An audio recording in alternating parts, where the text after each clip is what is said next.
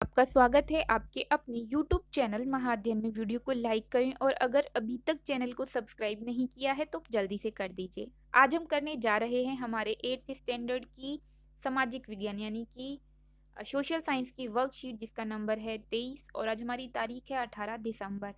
हम पार्ट 5 कर रहे थे और इसे ही आगे की तरफ बढ़ाते हुए कुछ और जानकारियां हम इकट्ठी कर रहे हैं। जब जनता बगावत करती है 1857 व उसके बाद, इसके बारे में हम बात कर रहे हैं। हम बात कर रहे थे अब तक 1857 की, किस तरह से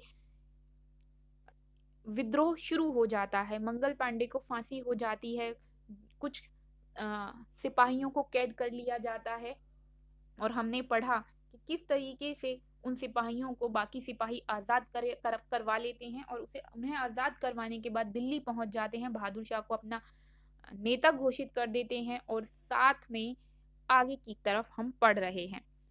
कंपनी को शुरू में हर जगह से हार मिलती है और जो भी विद्रोही थे और या ये कहें कि जो भी उस वक्त के स्वतंत्रता सेनानी थे, वो शुरुआत में हर जगह जीतते हैं, लेकिन बहुत ही जल्द स्थिति बदल जाती है। होता ये है कि विद्रोह की उथल पुथल में अंग्रेजों को शुरुआत में हार मिलती है, लेकिन वो हिम्मत नहीं छोड़ते और वो अपनी पूरी ताकत लगा देते हैं इस विद्रोह को खत्म करने में। और इसी विद्रोह को खत्म करने के लिए, क्योंकि यहाँ पर अंग्रेज सिपाही कम थे, सेनाओं में भारत के ही सिपाही ज्यादा थे, तो भारतीय में से ज्यादातर उनका साथ नहीं देते, कुछ देते हैं, ज्यादातर नहीं देते। तो उन्होंने इंग्लैंड से और फौजी मंगवा लिए। उस जमाने में हवाई जहाज का तो हिसाब किताब नहीं था, पानी के जहाज से आना जाना होता था, तो 6 महीने लग जाते थे और उन्होंने जल्दी से खबर भेज दी और वहां से मंगवा लिए फौजी। इंग्लैंड से फौजी आ गए और उसके बाद उन्होंने पूरी ताकत के साथ युद्ध लड़ा और विद्रोहियों को पकड़ पकड़ कर सजा देने लगे। उन्हें जल्दी जल्दी सजा दी जा सके, सख्त से सख्त सजा दी जा सके, इसके लिए उन्होंने नए कानून बनवा डाले। और जो भी विद्रोह के प्रमुख केंद्र थे, जो हमने आपको याद है पिछली बार लिखा भी था, प्रमुख केंद्र और प्रमुख केंद्रों के नेताओं के नाम लिखे थे, तो उन्होंने प्रमुख केंद्रों पे धावा बोल दिया और वहां से क्रांतिकारियों को पकड़कर सजाएं दी, विद्रोहों को दबा दिया गया। सितंबर 1857 तक दिल्ली पर दोबारा कब्जा कर लिया गया और अंतिम बादशाह बहादुर शाह जफर पर मुकदमा चलाकर उन्हें पूरी जिंदगी के लिए कारावास की सजा सुना दी गई। उनके सामने ही उनके बेटों को मार दिया गया और बहादुर शाह और उनकी पत्नी जीनत महल को रंगून की जेल में भेज दिया गया। 1862 में यहीं उनकी मृत्यु हो गई। अक्सर आपने रंगून सुना होगा, ये रंगून शब्द हम बार बार सुन लेते हैं, लेकिन अक्सर हमें ये पता नहीं होता कि ये रंगून है क्या। रंगून जेल दरअसल, अब आज की बात करें तो बर्मा, म्यांमार, जब आप भारत के नक्शे पर देखते हैं पूर्वी भारत की ओर, तो पूर्वी भारत की ओर जब थोड़ी सी सीमाएं पार करके आप आगे की तरफ देखेंगे तो वहीं पर बर्मा या म्यांमार लिखा होगा। तो ये रंगून आज वहां पर उनकी राजधानी में राजधानी की बात करें तो वहां पर है ये जेल। फिलहाल तो नाम बदल गया है इसका, लेकिन अगर हम तब की बात करें तो इसे रंगून जेल की, तो वहां पर यहाँ से मतलब सोचिए भारत की सीमाओं से भी बाहर निकाल कर उन्हें भेज दिया गया, बहादुर शाह को और उनकी पत्नी को, और वहीं पर वो अंतिम सांसें उन्होंने ली, वहीं पर उनकी मृत्यु हुई और बाद में वहीं से उनकी अस्थियां भी मिली थी, जिनकी पुष्टि भी की गई थी कि बहादुर शाह जफर की ही अस्थियां हैं और निशानियां भी वहां से मिली थी। तो अब बढ़ते हैं आगे की तरफ।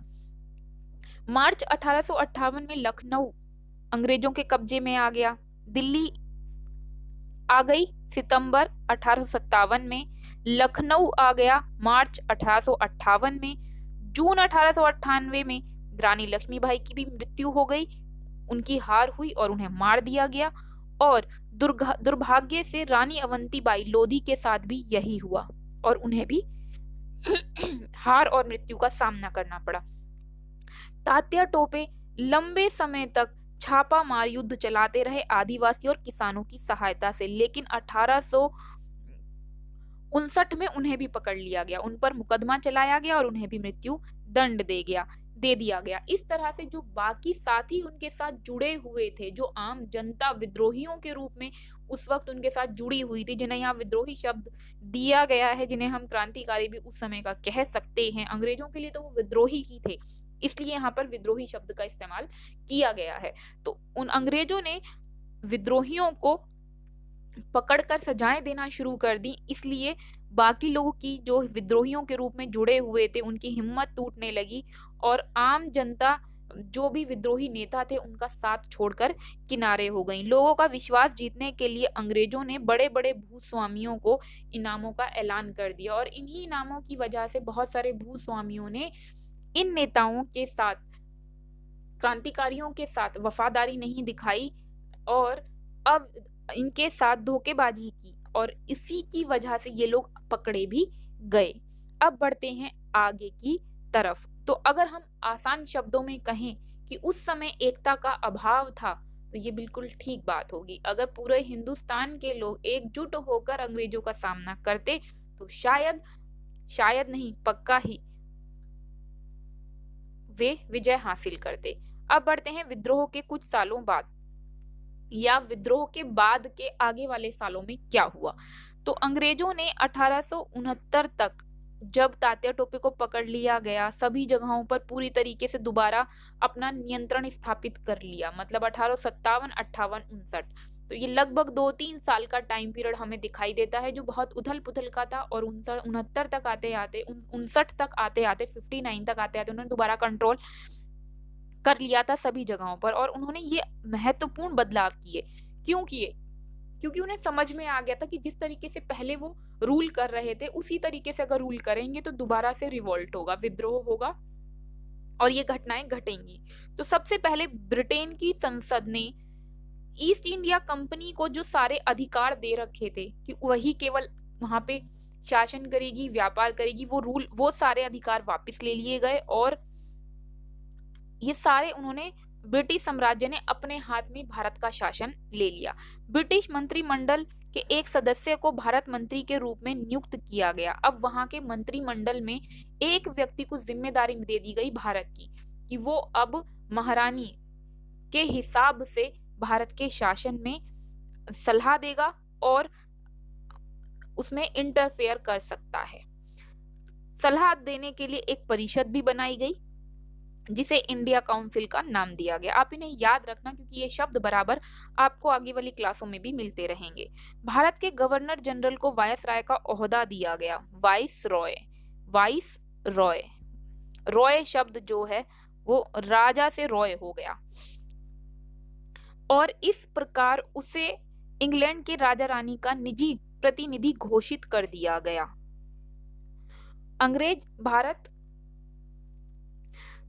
अंग्रेज सरकार भारत के शासन की जिम्मेदारी सीधे अपने हाथों में, अंग्रेज सरकार ने भारत के शासन की पूरी बागडोर अपने हाथ में ले ली। जो मैंने ऊपर बताया वही यहाँ पर भी लिखा हुआ है और उन्होंने यहाँ के लोगों को ये भरोसा दिलाया कि कभी भी आपकी जमीन आपसे नहीं छीनी जाएगी, क्योंकि अब तक हम देख रहे थे लगातार ये हर जगह को अपने कब्जे में लेते जा रहे थे, उनकी जमीनें छीनते चले जा रहे थे।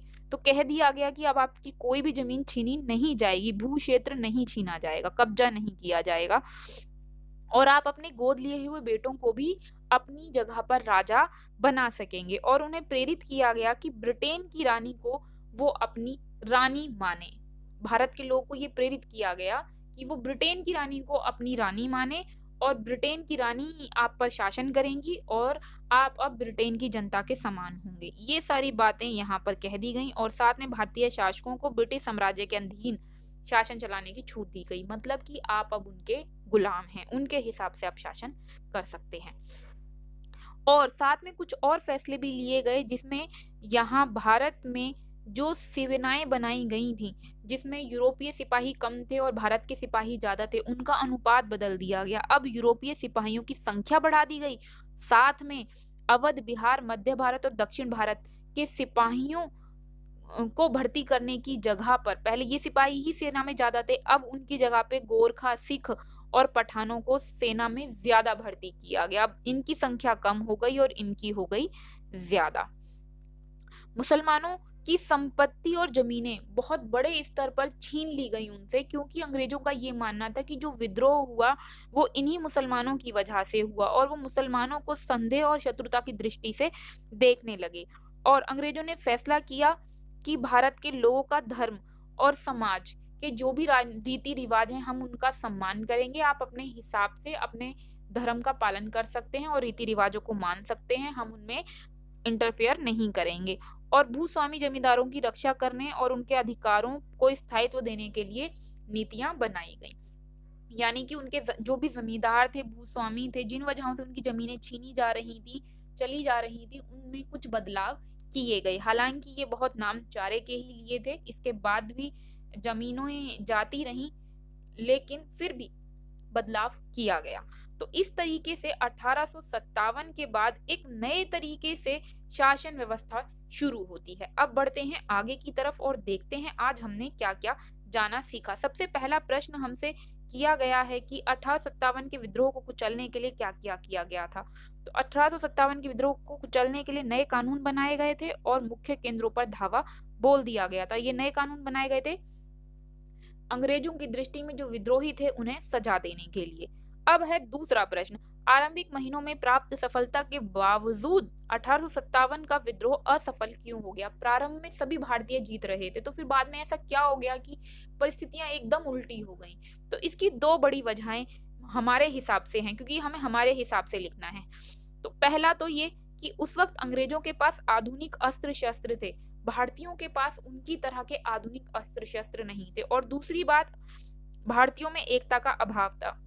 इसी वजह से भारतीयों में एकता का अभाव होने की वजह से सब लोग एकजुट होकर अंग्रेजों के खिलाफ नहीं लड़े। साथ में जो भारतीय लड़ रहे थे अंग्रेजों से, वो हार गए उन दूसरे भारतीयों के धोखा देने की वजह से, उनके राज खोल देने की वजह से। चलो अब बढ़ते हैं तीसरे प्रश्न की तरफ। 1857 में स्वतंत्रता सेनानियों के साथ क्या हुआ।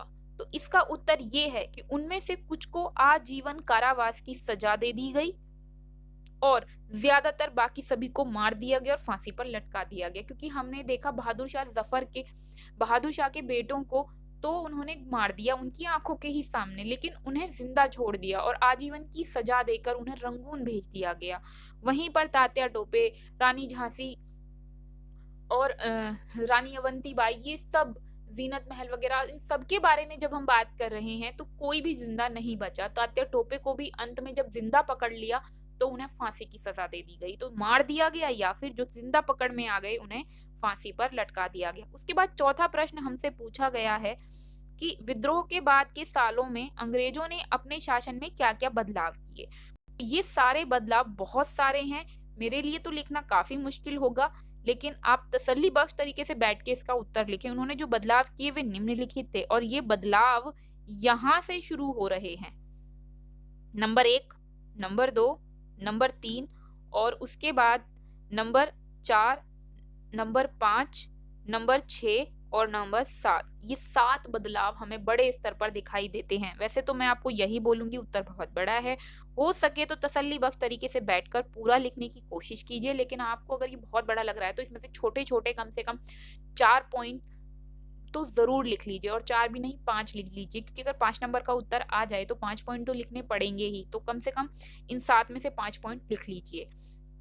तो चौथे प्रश्न का उत्तर वो है जो मैंने अभी आपको बता दिया। अब बढ़ते हैं 5वें प्रश्न की ओर। अंग्रेजों द्वारा लाए गए बदलावों के क्या कारण थे। तो ये बदलाव निम्नलिखित कारणों से लाए गए, क्योंकि अभी तक जो कुछ भी हुआ उससे अंग्रेजों को ये विश्वास हो गया था कि जिस तरह से अब तक हम शासन चला रहे हैं उस तरह से अब हम आगे शासन नहीं चला पाएंगे। क्योंकि अगर उन्होंने ऐसा किया होता तो दोबारा उसी तरह के विद्रोह होते जो सशस्त्र विद्रोह थे, जिसे हम युद्ध कह सकते हैं, बड़े विद्रोह कह सकते हैं। तो ये थी हमारी आज की वर्कशीट महाअध्ययन की तरफ से आपके लिए वीडियो के तौर पर। मैं उम्मीद करती हूँ इससे आपको आपका चैप्टर भी समझ में आया होगा, साथ में आपको आपका होमवर्क करने में भी मदद मिली होगी। मेरे प्यारे विद्यार्थियों, अगर आप चाहते हैं महाअध्ययन आपके लिए इसी तरह वीडियोस लाता रहे तो जरूरी है आपका चैनल चलता रहे, और मैं आपको बता ही चुकी हूँ उसके लिए जरूरी है चैनल को लगातार लाइक, शेयर्स और सब्सक्राइबर्स मिलते रहें। तो फटाफट से वीडियो को लाइक कर दीजिए और इसे बिल्कुल भी मत भूला कीजिए।